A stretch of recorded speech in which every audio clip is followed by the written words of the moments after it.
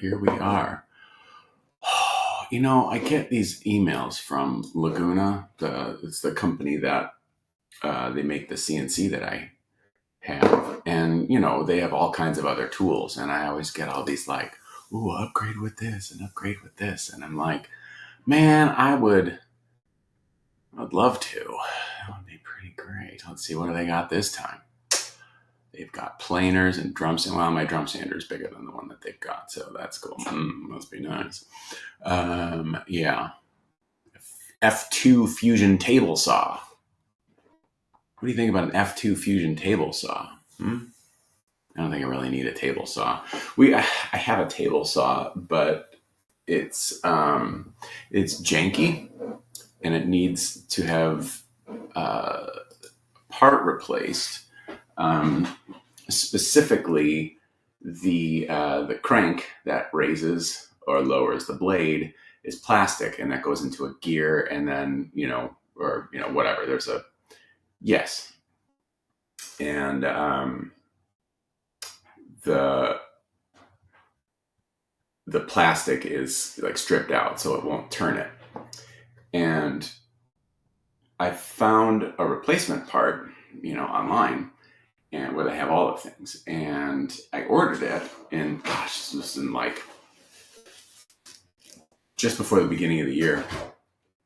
And then they wound up refunding me like, I don't know, 3 weeks later or a month and a half later, like, oh, we can't fulfill this. And I'm like, So I'm unfulfilled, at least as it relates to my table saw. Or, maybe in more things than one, I'm unfulfilled. We'll get to that. Catfish, good morning to you. How are you? How is your day progressing? We're not very far into it, but maybe you are. Maybe you woke up at like 3 a.m. and you've been up doing things, moving, shaking, getting things done. I don't know your life. I mean, well, I kind of do, but that's all right. Brent, how are you? How is everything in Australia? Brent is our Australian correspondent checking in. We're waiting on updates from Brent. I'm assuming everything's great. So I have this table saw that needs some parts because it is, janky. And if it's one thing you don't want in a table saw, you don't want it to be janky. No, table saws are a quick recipe for destruction. And we don't use them very much, as I kind of said, because, as I get, lumber for making things like body blanks, neck blanks, things like that. We can cut it down with a chop saw. We can cut it down with I used to use a jigsaw. So don't really, it's something we're getting by, we're getting by. If anybody is concerned about my table saw welfare, we've been getting by without it for quite some time. So that's good. Yes, Brent is in the future, as he's in Australia. It is now Sunday.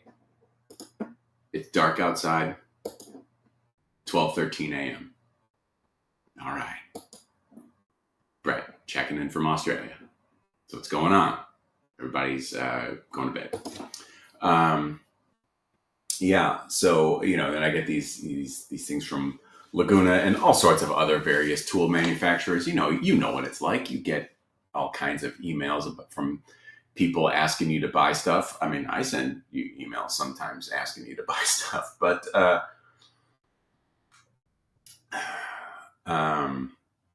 yeah. The Powerball drawing is tonight, so we'll have to get a ticket, and then maybe I'll get a Laguna table saw. I'm gonna get a fucking jet. Actually, I won't get a jet. We've talked about this before, but one of the things that I saw this morning, as I was looking through my news aggregator, is there's a new Um, there's a company uh, with a hydrogen powered jet that, um, it would be like a supersonic travel, New York to London in 90 minutes kind of thing. And, I really wish we could have that sort of thing back.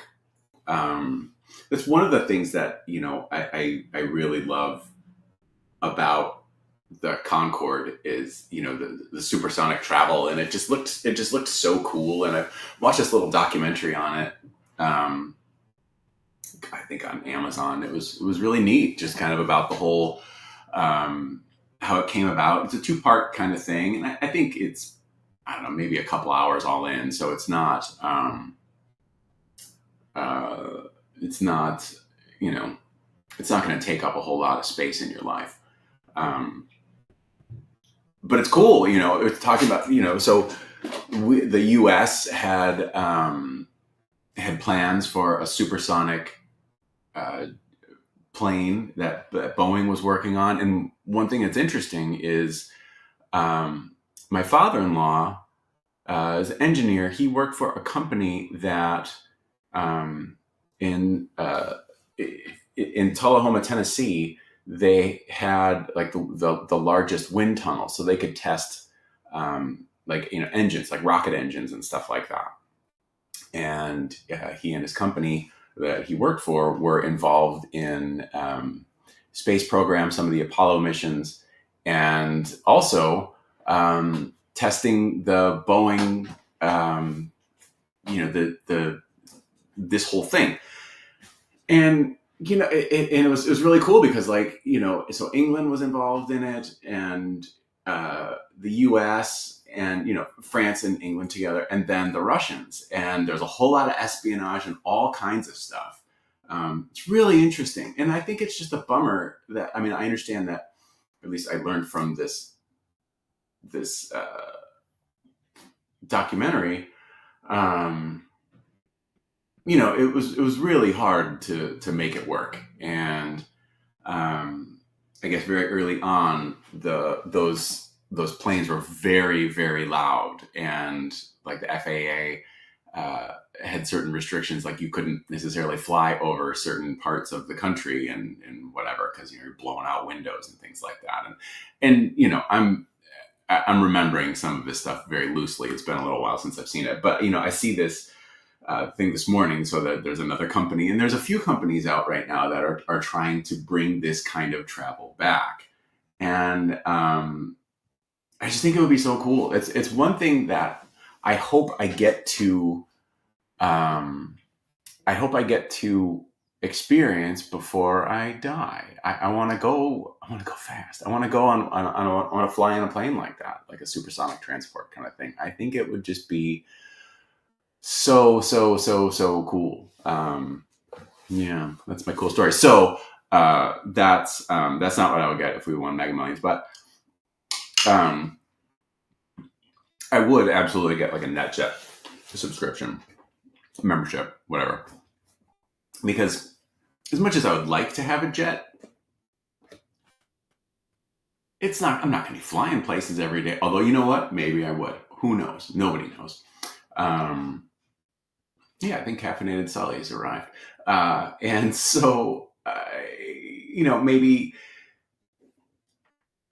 maybe instead of having the thing where it just kind of sits there, and I could go by and visit and go like, "Hey Jet, what's up?" And he'd be like, "Nothing, just sitting here. We want to go somewhere?" And I'm like, "Oh, I'd like to, but I got like a thing in an hour."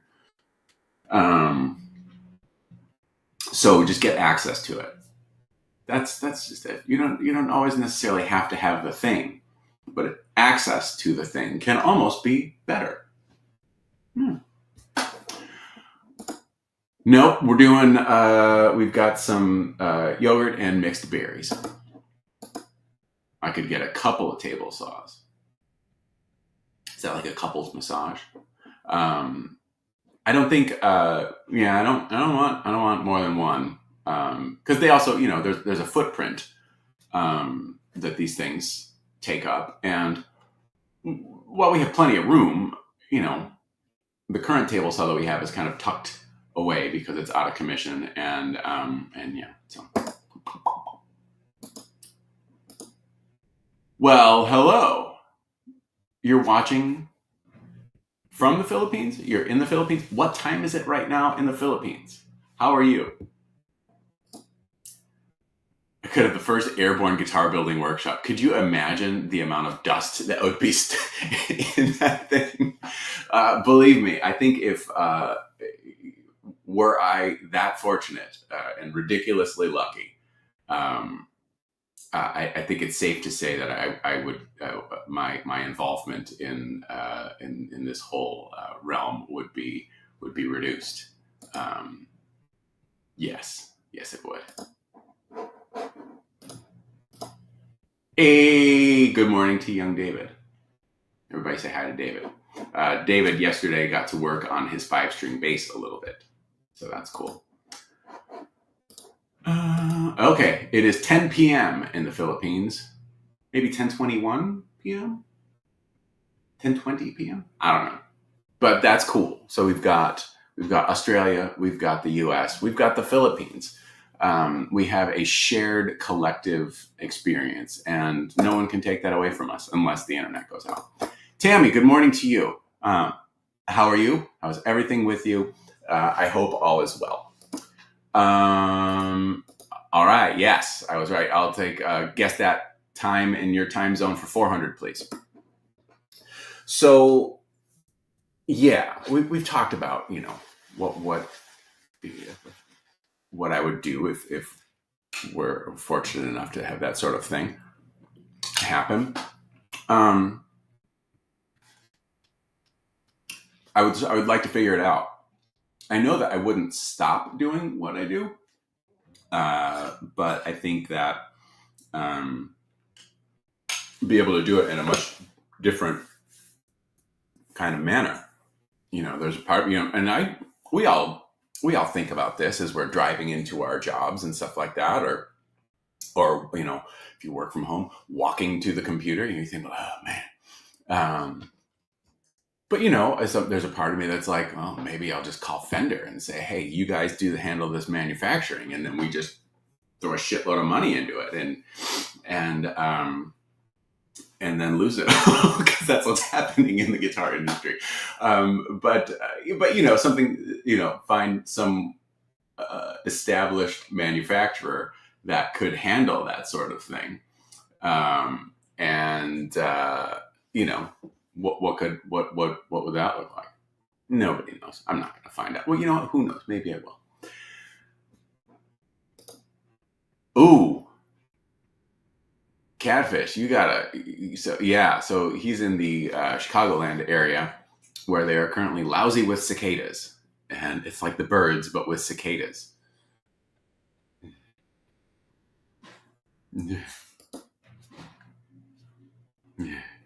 Gross. Yeah. So for those of you that are interested in guitar building and that sort of thing,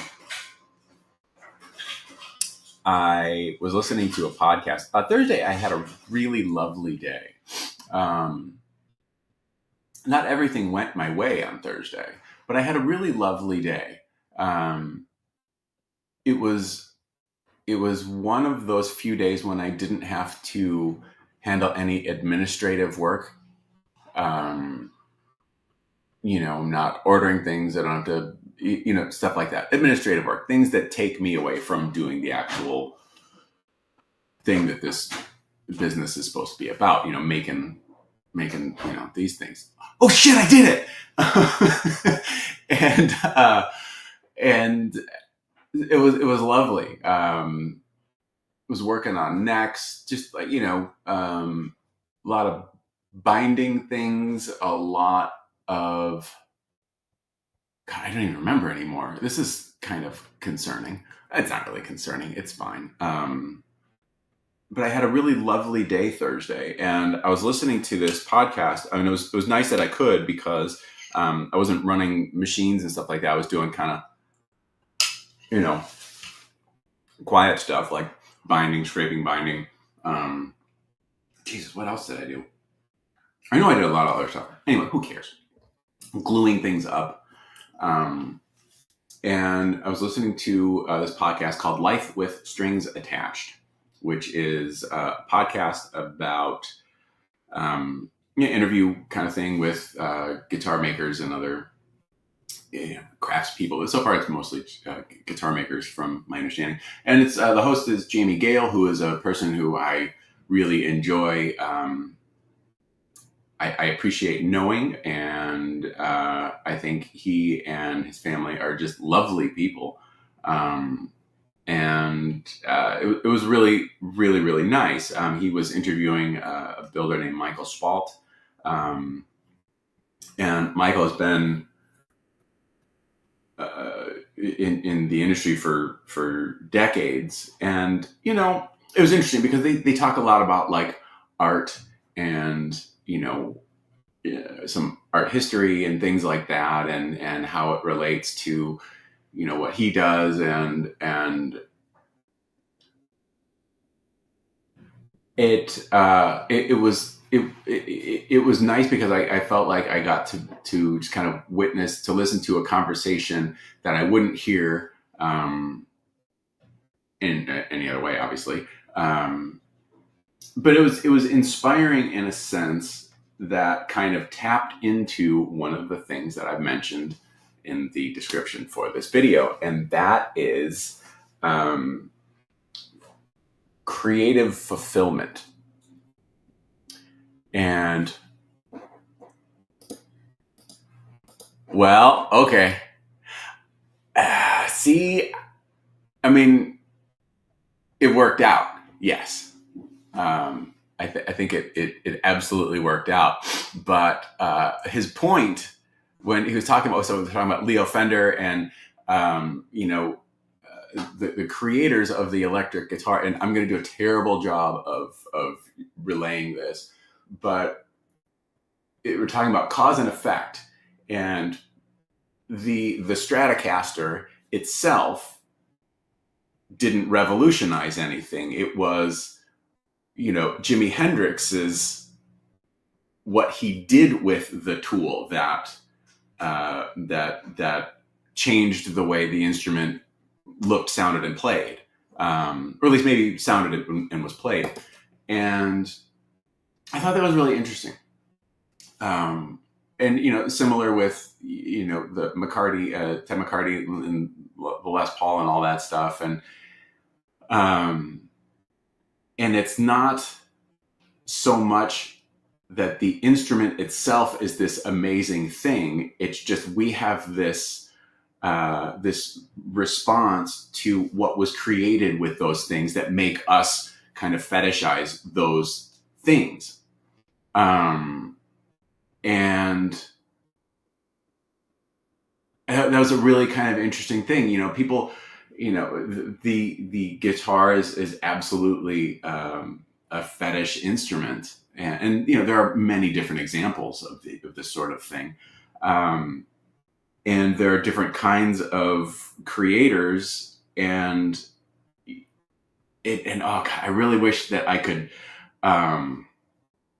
relay this better, but there are, it kind of, I kind of saw myself in what they were talking about, and it's not necessarily in the greatest of lights. And this also wasn't like a thing where I'm like, oh, it sucked, because whatever. But it was talking about, as time with these things, as these things kind of live, there's like the revolutionary aspect of it, like this thing is created and then it is kind of absorbed into culture, and then then we have like the fetishizers, I guess I'll call it, where you have people, for example, that are like still, like, I don't know, 18 million years later, fetishizing a 1959 Les Paul. It's not necessarily the guitar, and of course, I mean, I'm sure the guitars are fine. But it was what was created by those things that we hold on to, and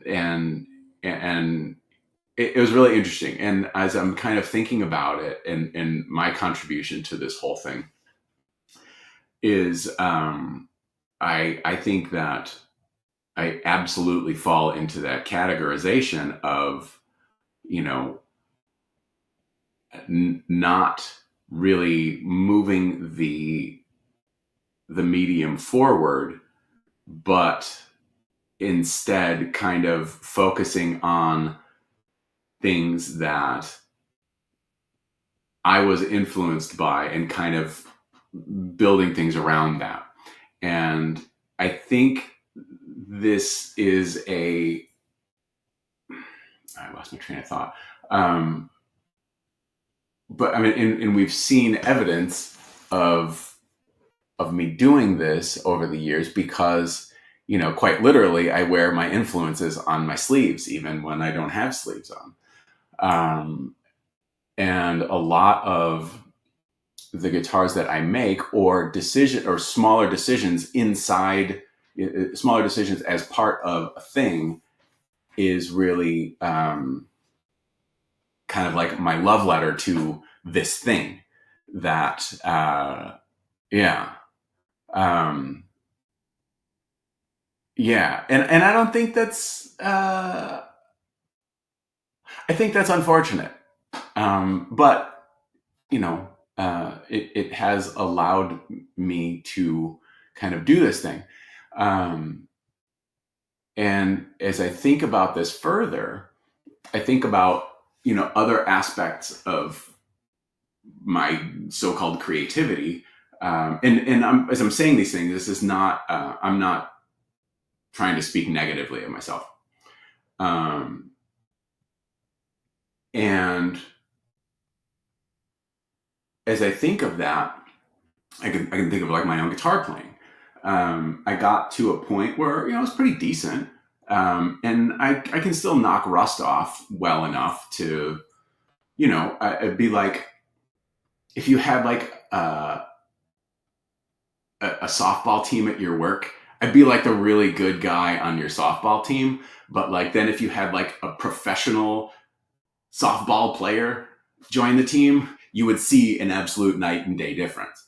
And again, I don't mean any of this. Like I'm not like trying to speak negatively of myself. I'm just kind of seeing these things. And so, with my own guitar playing, I got to a point where, some things that are challenging that I could do, but they were other people's stuff.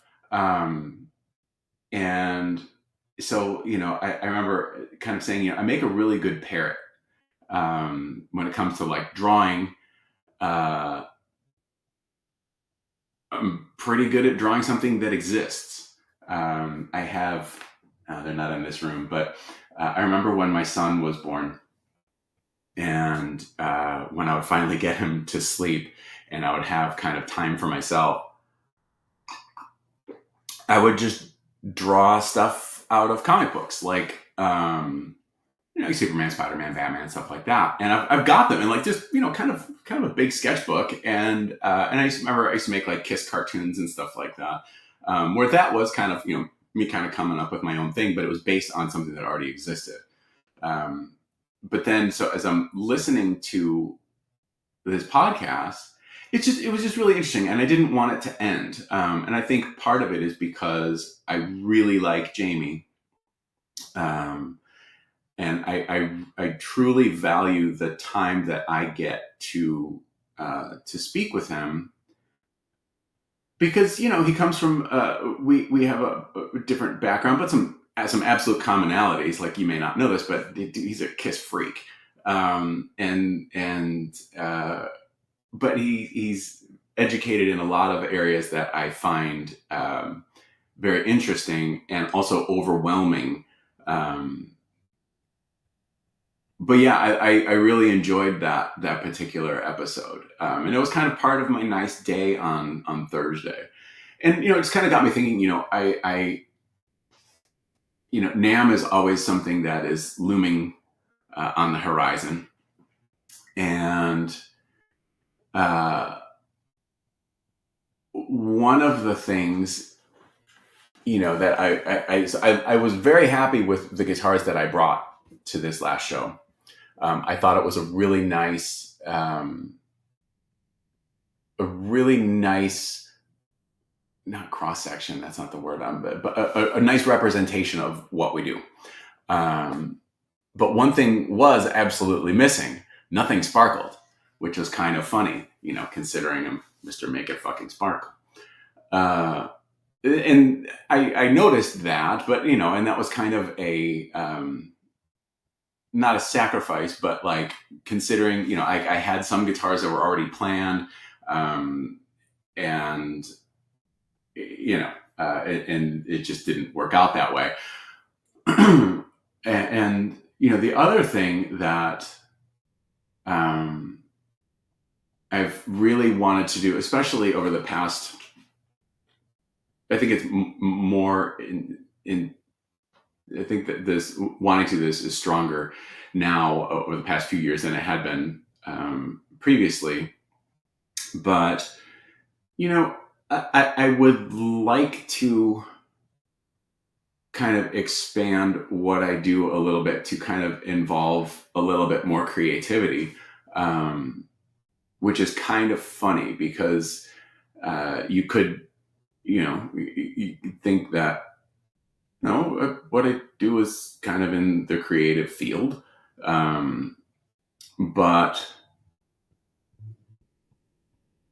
I don't know. There are some aspects of it. But what's funny is that, like, so then some of the ideas that I have, I'm like, oh, I could kind of do this, or there's an inlay pattern that we use from time to time, not too much anymore, but is the geometric inlay pattern. It's just at the 12th fret, kind of covers a space around the 12th, and it was based on something I saw in an art gallery, and I really like the look of it. But what's kind of funny is that as I listened to this podcast, and I'm kind of taking time for some self-reflection, I think of like, oh, well, I think of this inlay pattern, like, oh, that's a really cool inlay pattern. So, like, how'd you come up with that? I'm like, oh, it's based on something I saw in an art gallery. Again, it's that kind of parroting kind of thing. It's interesting.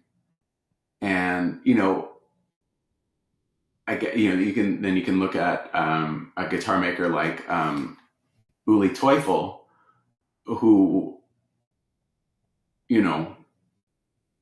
yes, they're guitars, but they look like nothing you've ever seen. And I'm not saying that I want to create something that is an abstract deconstruction of an instrument because, for a few reasons. While I think on one hand it might be kind of fulfilling to do something like that, I think that's a harder road. And it's not that I'm trying to take the path of least resistance, but I do also have, a business to run. So while I can spend, it's a question of where I want to spend the time. Look at this, and even the shirt, it's like, let's take the Trans Am logo, let's turn it into a raven. And that, boy, it's, learned a lot about, these examples kind of keep cropping up, and it's not necessarily a bad thing, but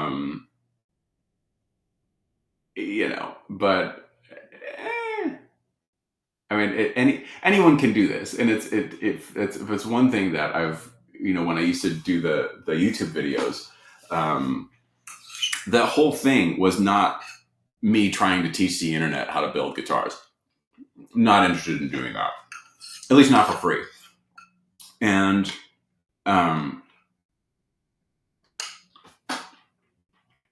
the whole point of it was, I'm doing this, and if I can do this, oh my God, you can too. Here's some things you want to think about. Maybe I'll show some processes.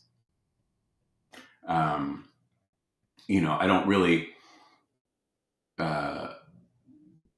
draw lines in the sand like, this is how you have to do this, or this is the way this is done, because, like, get a room full of guitar builders, or well, I can't speak about any other disciplines right now, but you get a room full of guitar builders and say, all right, I want each of you to make a neck. We're all going to do it different. And, who's to say which way is better? I mean, obviously there are, if you look at it from like a process standpoint, you can refine and things like that. But yeah, my whole point was if I can do this stuff, you can too. I'm not the smartest person in the world. I'm not an idiot. Yeah, I'm an idiot, but I'm not, not the smartest person in the world. I'm not the dumbest person in the world. And if I can figure out how to do this, how to make one of these things, or, design one of these things, put my own spin on those things, I mean, you can too. Anyway. Yeah, so that was kind of part of my Thursday. And now you might think that as I'm sharing these things, little self-discoveries, and it's not, again, I'm not saying that, I suck. Oh, I think I got yogurt in my hair. Maybe not. I'll find out later.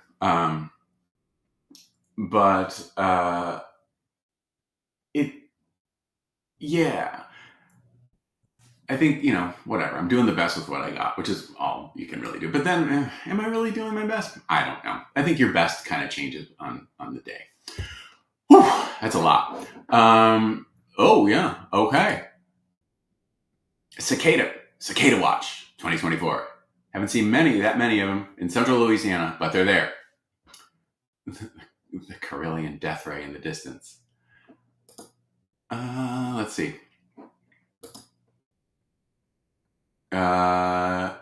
Yes, the bolt. Yes, 100%. Absolutely. And, I don't really look at it as, I didn't look at it as like, I'm not, whatever. Yes, I agree. Where were we? Let's see what else. You say, I don't move with medium guitar. That's true, I do not. But you are a structure builder. You take what's around and improve it through quality and put twists on it. Oh, wait. Not every chef reinvents dishes, but they get people coming for the quality and vibe. Yeah, that's true. I appreciate that. That's nice of you to say. And what's interesting is like, I don't consider kind of take what's around and, a product of my own influences and improve upon it. I don't really think that I'm necessarily improving upon it. Maybe in some cases, or in certain aspects. But yeah, I get what you're saying. That's nice of you to say. Thank you. That's how most industries progress. Gradual evolution based on influence of prior generations and minor improvement versus massive foundational change. Yeah, I think that's true. I think as society moves in inches, not miles, which for better or for worse, huge shifts are usually not accepted and recognized until that is very true. Yeah, I'm caught up on the comments as far as I can tell. Yes. Okay. But yeah, so that I think of those kinds of things. And like, I don't know, what am I contributing to it? And I don't mean that in like a, what does this all mean kind of thing, because like none of this means anything. Everybody's just trying to, there's a phenomenon that happens. It's really common, or I notice it most in like later part of the year, early part, like fall, early winter, when the sun is still going down earlier, which I really wish we could move back to, where all around us, and I'm sure birds in general do this, but like the grackles will, like around sundown, they just kind of flock to an area. It's usually like a, intersection or somewhere there's a lot of, wires in the sky, and they just kind of hang out in the hundreds, and they're just chirping. They're just kind of talking to each other. And someone told me that phenomenon is called sundowning, which it's when all of the birds kind of get together and just kind of shout out at one another, hey, I'm a bird. And, they're just, I kind of look at it as them, or they're kind of declaring their existence. collectively and as individuals. And I think, that's all we're really trying to do in ways that, however we can. I would like to maybe kind of do it, I don't know, maybe a little bit more inspired. But I don't really know what that is. So I guess I'll just keep making my big, dumb, loud rock guitars. And I don't mean dumb. I don't mean that as a negative kind of thing either. I mean, I like the guitars that we make usually. Some more than others, but that's fine. We all have our favorite child. If you didn't know, I am the favorite child. And I've had that confirmed.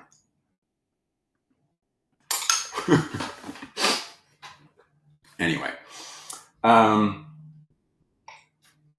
So I think that's it for the current round of navel gazing, as we talked about creative fulfillment and that sort of thing. Had an interesting conversation yesterday with a TV writer, producer working on a thing, shopping pilots to the various streamers, and they've got some people involved with successful projects. And when I say this, I do not under any circumstance think anything's going to come of it, because I know how difficult it is to actually write something, have it picked up for a pilot, have the pilot picked up, and then it becomes a series. And a lot of people, like writers and stuff and producers, the majority of their income is just kind of like selling pilots or selling scripts. And such a small percentage of them actually wind up, showing up on some sort of medium that can be seen. But had an interesting, back and forth with someone they've got something, and one of their characters plays guitar, and this particular thing I think would work very well with the character. And I'm like, sounds like it would. Is it cast? Well, not yet. So we'll see how that goes. It's, again, my experience with these things, and over the years, I've had various people reach out, especially wanting to do a TV show version of Sully's Guitar Garage and that sort of thing. And nothing ever comes of it, which is fine. My buddy Mike Learn, they did something for VH1. Oh God, I wish I remember what the name of it was.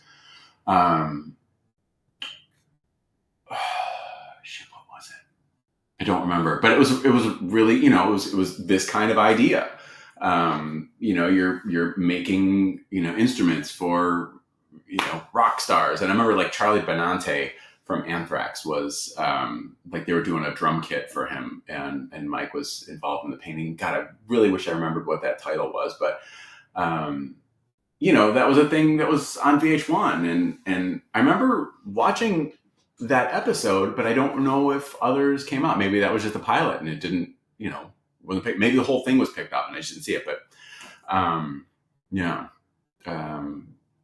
that was fun. It was a nice kind of, a fun,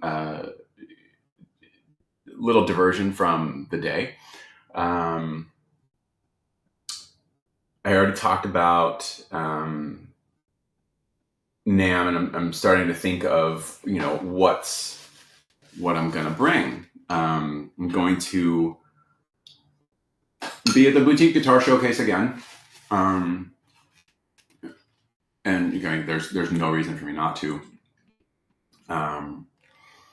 And I do have an idea of something that I'd like to do that is slightly different from what we currently do. But again, it's funny because I'm like, oh, well, we're just kind of doing this sort of thing again, but just from somewhere else. And I don't know, I guess that's what I do. Which is cool, but I don't know, it's also kind of a bummer. But what are you gonna do? Classes. I am closer So we do have a class scheduled, and it's full in August from the 12th to the 17th. And it's going to be 4 lovely people coming, and we're going to make some guitars. But part of my, my whole like hesitation or mental roadblock was, how do we balance the robot and being Amish with it all, or as Amish as I really get with this sort of thing, especially these days. And so I think in my brain, I've got it sorted. And so that's good. There's a fair amount of CAD work that I need to do for these guitars that are going to be made. So I have to do that. Might do it Monday. We usually take Memorial Day off, and I'm kind of on the fence of what's going to happen. I think Mrs. Sully actually isn't going to be teaching people how to ice skate that day. So might be one of those rare occasions where we just have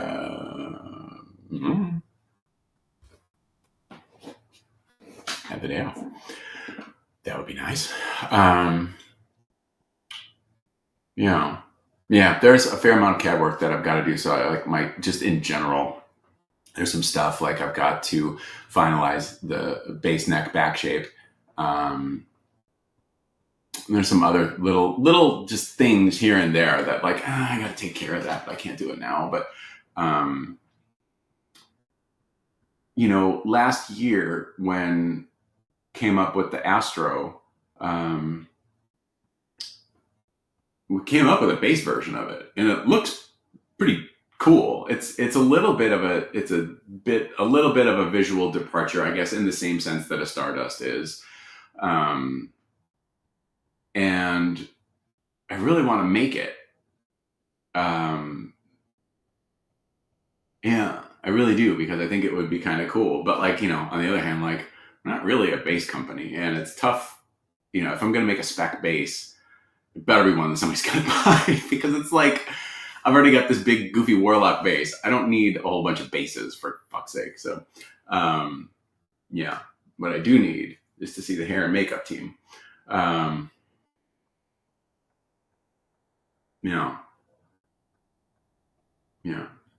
do need to get, we've got an Astro in the works for somebody that is a carved top version, which I think will be neat.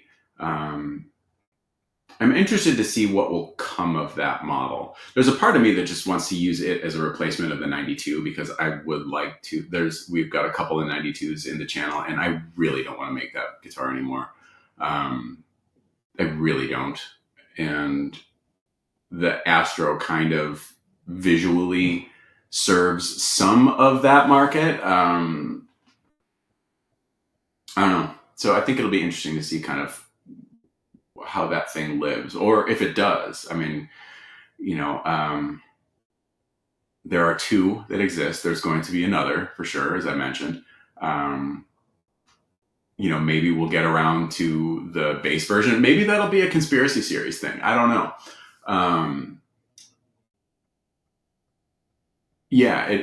It'll be interesting to see what happens with that.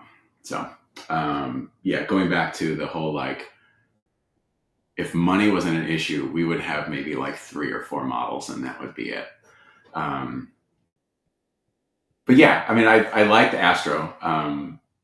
The ones that exist they're pretty fucking dope guitars. So, I mean, I'm biased, but I like them. So that's a good start. Sean, if you're still watching, I think you will. God, and I don't know that I'm ready to admit this to the world. We all know that I'm not a fan of the Fender Jazzmaster. And I figured out, one of the reasons why. To my eye, and again, I don't know anything about anything, but to my eye, if you were just to draw a line straight down the center of the body, a center line, if you will, and if you split it in half, those sides are, to me, are they don't agree with one another. The bass side of the profile, I think, looks good. I was so mad when I realized that. And this was a recent thing. The bass side, I think, looks good. The treble side, it's like, what happened? Again, I don't know anything. It's an incredibly popular guitar, especially over the last, I don't know, 30 years. It's become incredibly popular. And there's nothing, I mean, like, I'm not going to take that revelation and fix it, because I mean, like, I've already got a guitar that does that, sort of, in the Stardust, and I don't want to have another. I don't want to add another model that is like super derivative. I've got enough as it is, which I think we can agree with. You know, but yeah, so I think that's one of the reasons why I don't like them. I also don't think that they're just very.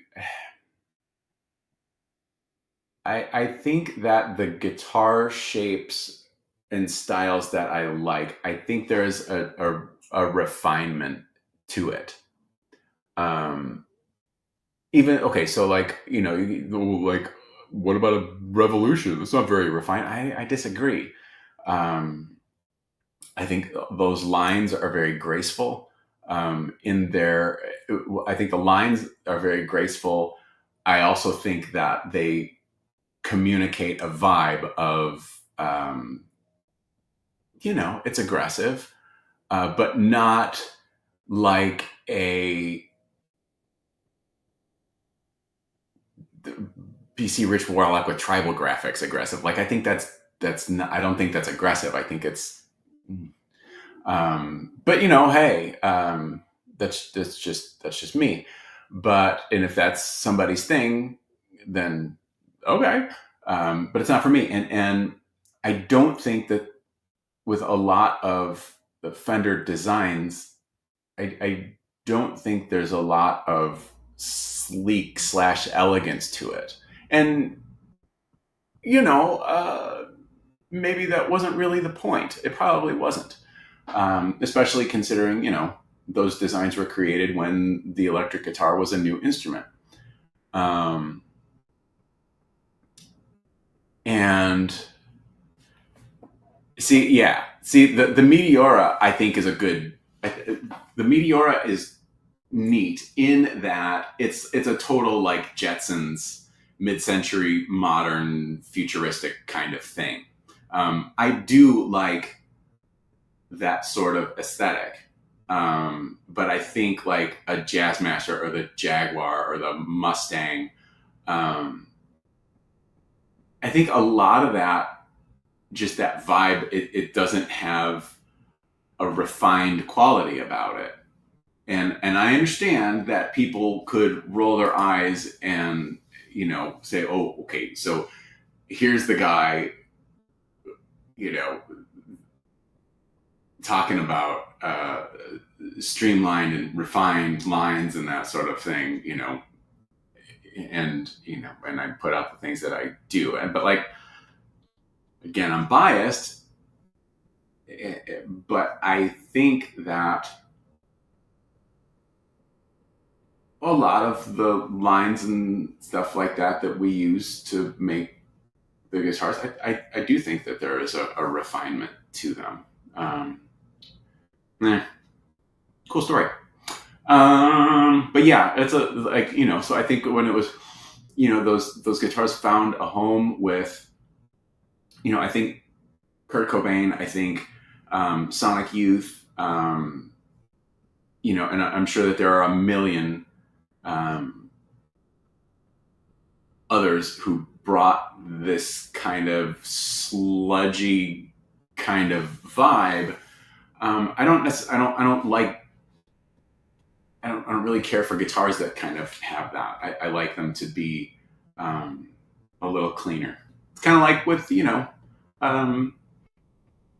design and things like that. I like, like, I'm not saying like a minimalistic approach, although I can appreciate that, but I do like things that are kind of clean. And I understand that, oops, wait, let's see if I do it. That looks like looks like it could give you tetanus, looks like it's had a life, but I think the lines that make up the thing do not. And I don't say all of that to pat myself on the back, because I think as a true Gen Xer, I would probably stab myself in the back before patting myself in the back. So anyway,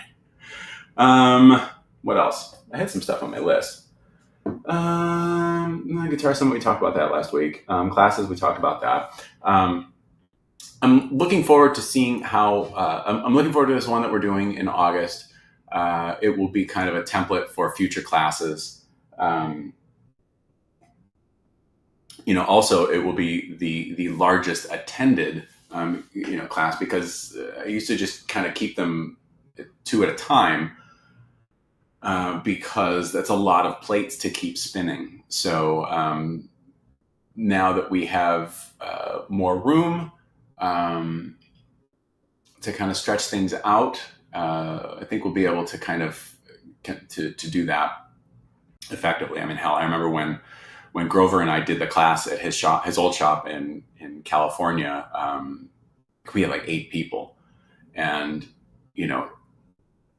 through a fair amount of it, Grover still had like CAD work to do to get stuff made for the fine people that were nice enough to come join us. So I was able to do it. So it's gonna be fun. It'll be good. Yes. That was all that I really had written down and plans to talk about. I like doing these things. As much as I would like to kind of make them a little bit more structured and have actual things that we want to talk about. That's not to say that I can't go off on caffeine-fueled tangents. I'm 100% going to do that. But I would like some more input from those of you who are nice enough to watch about what you might like me to yammer on about, if anything. So I think I'm good. I'll open the floor up to questions. If anybody has questions about anything, it doesn't have to be guitar stuff. It can be about anything. I'm happy to answer for the next 6 minutes and 51 seconds.